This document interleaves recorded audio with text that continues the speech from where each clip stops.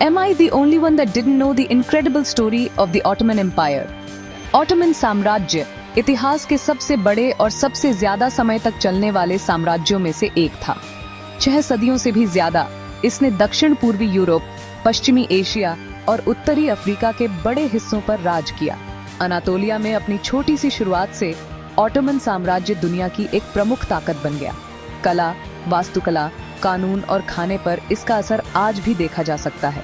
Ottoman अपनी फौजी ताकत, एडमिनिस्ट्रेटिव स्किल्स और कल्चरल अचीवमेंट्स के लिए जाने जाते थे। वे सहिष्णु शासक थे जिन्होंने अपने राज्य में अलग अलग धर्मों और संस्कृतियों को फलने फूलने दिया। दुनिया के इतिहास को आकार देने में ऑटोमन साम्राज्य ने एक अहम भूमिका निभाई। 13वीं सदी के आखिर में अनातोलिया यानी आज का तुर्की में ऑटोमन साम्राज्य का उदय हुआ। उस समय सेल्जुक सल्तनत ऑफ रम, जो सदियों से अनातोलिया पर राज कर रही थी, खत्म हो रही थी। इसी पावर वैक्यूम में ओस्मन नाम के एक तुर्क कबीले के सरदार ने कदम रखा। ओस्मन काई कबीले से थे जो मध्य एशिया से पश्चिम की ओर आए थे। उन्हें उत्तर पश्चिमी अनातोलिया में एक छोटी सी रियासत मिली जहां से उन्होंने अपनी फतह शुरू की। ओस्मन एक कुशल योद्धा और चालाक राजनीतिज्ञ थे। उन्होंने तुर्क कबीलों को एक साथ लाया और कमजोर होते बाइजेंटीन साम्राज्य के इलाकों पर कब्जा करना शुरू कर दिया। ओस्मन की शुरुआती जीत ने आगे चलकर ऑटोमन साम्राज्य की नींव रखी।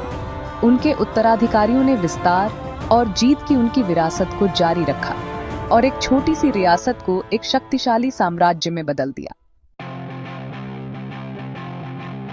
ओस्मन आए ऑटोमन खानदान के संस्थापक 1299 से 1326 तक शासक रहे।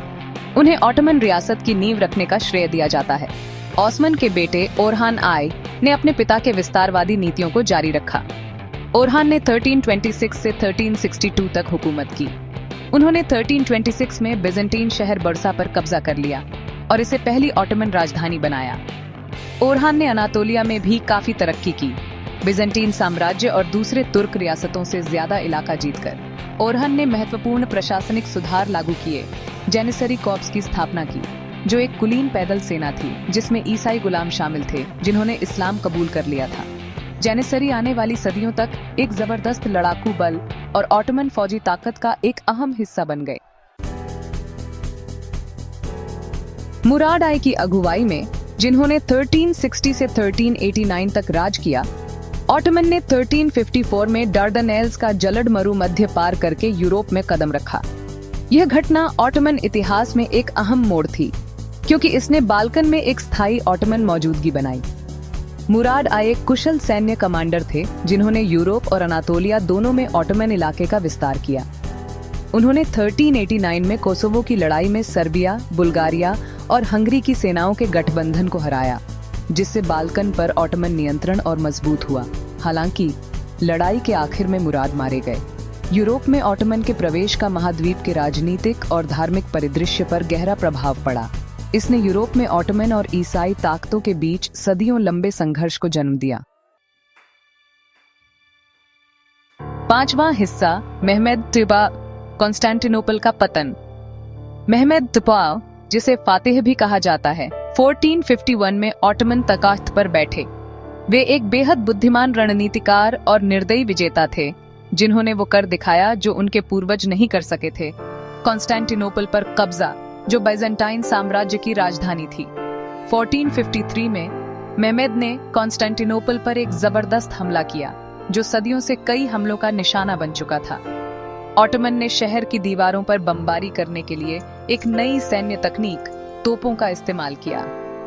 53 दिनों की घेराबंदी के बाद 29 मई 1453 को कॉन्स्टेंटिनोपल ऑटोमन के हाथों में आ गया।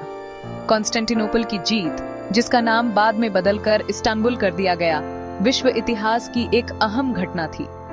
इसने बाइजेंटाइन साम्राज्य के अंत का संकेत दिया, जो 1000 साल से ज्यादा समय तक चला था। इसने ऑटोमन साम्राज्य के एक प्रमुख वैश्विक शक्ति के रूप में उदय और पूर्वी भूमध्य सागर में ऑटोमन प्रभुत्व के एक नए युग की भी शुरुआत की। 6ठा हिस्सा, सुलेमान द मैग्निफिसेंट, ऑटोमन ताकत का चरम। सुलेमान आय जिसे पश्चिम में मैग्निफिसेंट और पूर्व में कानून निर्माता कहा जाता है, को सबसे महान ऑटोमन सुल्तान माना जाता है। उन्होंने 1520 से 1566 तक राज किया, एक ऐसा दौर जब ऑटोमन ताकत और विस्तार अपने चरम पर था। सुलेमान का शासनकाल सैन्य विजय, प्रशासनिक सुधार और सांस्कृतिक उपलब्धियों से भरा था। उन्होंने हंगरी, रोड्स और पर्शिया में ऑटोमन सेनाओं को जीत दिलाई और साम्राज्य को इसके सबसे बड़े क्षेत्रीय विस्तार तक पहुंचाया। सुलेमान ने ऑटोमन कानूनी व्यवस्था में भी सुधार किए, कानूनों को संहिताबद्ध किया और न्याय व्यवस्था में सुधार लाया। सुलेमान के संरक्षण में ऑटोमन कला, वास्तुकला और साहित्य फला फूला। उन्होंने शानदार मस्जिदों, पुलों और अन्य सार्वजनिक कार्यों का निर्माण शुरू किया, जिससे साम्राज्य के सांस्कृतिक परिदृश्य पर एक अमिट छाप छोड़ी। सुलेमान के शासनकाल को अक्सर ऑटोमन साम्राज्य का स्वर्ण युग माना जाता है। सातवां हिस्सा, एक सुनहरा दौर, संस्कृति और खुशहाली का विकास। ऑटोमन साम्राज्य सिर्फ एक सैन्य शक्ति नहीं थी, बल्कि कला और शिक्षा का भी केंद्र थी। 15वीं से 17वीं सदी तक फैले अपने स्वर्ण युग के दौरान ऑटोमन साम्राज्य ने कला, वास्तुकला, साहित्य और विज्ञान में एक समृद्धि का अनुभव किया। ऑटोमन वास्तुकारों ने इस्लामी, बाइजेंटीन और फारसी प्रभावों को मिलाकर शानदार मस्जिदों, महलों और पुलों का निर्माण किया। इस्तांबुल में सुलेमानिया मस्जिद, जो सुलेमान द मैग्निफिसेंट के शासनकाल में प्रसिद्ध वास्तुकार सीनन ने बनाई थी, ऑटोमन वास्तुकला की एक उत्कृष्ट कृति है। ऑटोमन विद्वानों ने गणित, खगोल विज्ञान और चिकित्सा में महत्वपूर्ण योगदान दिया। ऑटोमन अपनी सहिष्णुता के लिए जाने जाते थे और अपने साम्राज्य के भीतर विभिन्न धार्मिक और सांस्कृतिक परंपराओं को साथ साथ रहने देते थे। इस बहुसांस्कृतिक वातावरण ने बौद्धिक आदान प्रदान और कलात्मक नवाचार को बढ़ावा दिया। आठवां हिस्सा, धीरे धीरे पतन, अंदर और बाहर से चुनौतियां। 1566 में सुलेमान द मैग्निफिसेंट की मृत्यु के बाद ऑटोमन साम्राज्य का धीरे धीरे पतन शुरू हो गया। हालांकि पुनरुत्थान के दौर भी आए, लेकिन साम्राज्य ने धीरे धीरे अपनी सैन्य श्रेष्ठता और आर्थिक प्रभुत्व खो दिया। पतन में योगदान देने वाला एक कारक यूरोपीय शक्तियों का उदय था, खासकर पुर्तगाल, स्पेन और बाद में इंग्लैंड और फ्रांस। यूरोपीय खोज और उपनिवेशवाद ने व्यापार मार्गों को ऑटोमन साम्राज्य से दूर स्थानांतरित कर दिया, जिससे इसकी आर्थिक शक्ति कम हो गई। यूरोपीय नौसैनिक श्रेष्ठता ने भूमध्य सागर पर ऑटोमन नियंत्रण को भी चुनौती दी। आंतरिक रूप से ऑटोमन साम्राज्य को भ्रष्टाचार, आर्थिक अस्थिरता और तकनीकी पिछड़ेपन जैसी चुनौतियों का सामना करना पड़ा। जेनिसरी कोर, जो कभी एक दुर्जेय लड़ाकू बल थी, परिवर्तन का विरोध करने लगी और उसने सैन्य आधुनिकीकरण के प्रयासों में बाधा डाली। नौवां हिस्सा, एक युग का अंत, ऑटोमन साम्राज्य का आखिरी अध्याय। 19वीं सदी में ऑटोमन साम्राज्य का पतन जारी रहा, जिसके कारण इसे यूरोप का बीमार आदमी का उपनाम मिला। इसके बाल्कन प्रांतों में कई विद्रोह हुए, जो बढ़ते राष्ट्रवाद और विदेशी हस्तक्षेप से प्रेरित थे।